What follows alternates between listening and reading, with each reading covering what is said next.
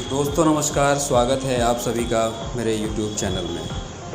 दोस्तों, जो छोटे कारोबारी हैं वे अगर बैंक से लोन लेते हैं तो उनका 100% वापस हो जाता है, लेकिन बड़े लोन वालों के साथ ऐसा नहीं होता। छोटे कर्जदार डरे रहते हैं कि खेत, घर और दुकान की कुर्की हो जाएगी, जेल जाना होगा, समाज में बदनामी होगी। बड़ों पर यह लागू नहीं होता। बड़े लोन में ज़्यादातर घोटाला शुरू में ही हो जाता है। जैसे यदि कोई 100 या 1000 करोड़ रुपए का लोन लेता है तो प्लांट और मशीनरी खरीदते वक्त 50% तक का बिल बढ़ा दिया जाता है। फिर वह पैसा निकालकर रिश्तेदारों के नाम से संपत्ति खरीद ली जाती है या व्यापार शुरू कर दिया जाता है। कुछ मामले में यह धन विदेश भेज दिया जाता है। शुरू से ही कारोबार में घाटा दिखाया जाने लगता है और अंत में वे दिवालिया घोषित होने की क्रिया आगे आते हैं। ऐसे कर्जदारों को शायद ही कभी जेल भेजा जाता हो। उनकी संपत्ति की पूर्ति करने में भी बहुत समय लग जाता है, जबकि एक किसान कर्जदार पर कुछ ही दिनों में कार्रवाई कर दी जाती है। किसान या छोटे कारोबारी की संपत्ति जब ढोल बजाकर जब्त की जाती है तो क्या उसकी सामाजिक प्रतिष्ठा का नुकसान नहीं होता? यह है हमारी व्यवस्था का अभिलिखित नियम बन गया है कि बड़ा लोन लेने वाला, खासकर कारपोरेट दिवालिया ही क्यों ना हो, उसे गिरफ्तार नहीं किया जाता।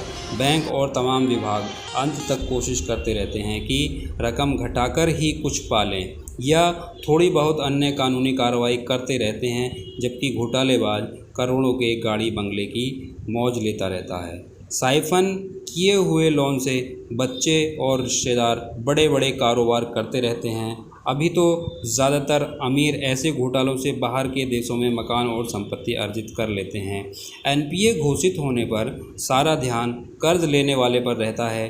क्यों नहीं बैंक लोन लेने से पहले उनके रिश्तेदारों की आय और पूंजी का पता लगाकर बाकी को जब्त किया जाए।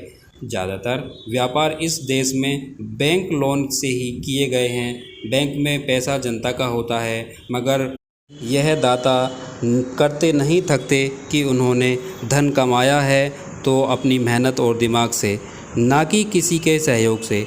हमारे उद्योगपतियों और दूसरे देश के उद्यमियों से बड़ा फ़र्क है।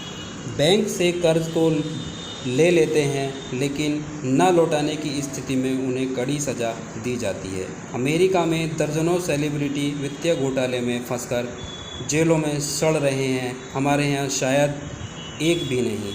चीन में तो भ्रष्ट पूंजीपतियों को मौत के घाट उतार दिया जाता है। हमारे यहाँ 1500 करोड़ वाले घपलेबाज संभ्रांत नागरिक की तरह जीवन बिताते हैं, जबकि किसी को हल्की चोट पहुंचाने वाले व्यक्ति को जेल जाना पड़ता है। वित्तीय अपराध से लाखों लोग प्रभावित होते हैं, लेकिन उनकी कोई सज़ा नहीं है। लेनदारी को लेकर अदालत में मुकदमे भी दायर किए जाए तो एक निश्चित रकम पहले जमा करनी पड़ती है। न्याय मिलने में कितने साल लगेंगे, कुछ अता पता नहीं।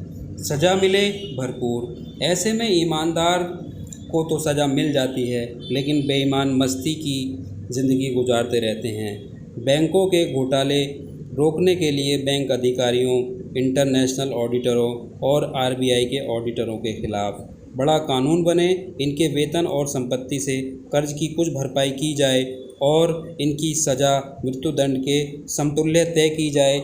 ऐसा करके ही घोटाले रोके जा सकते हैं।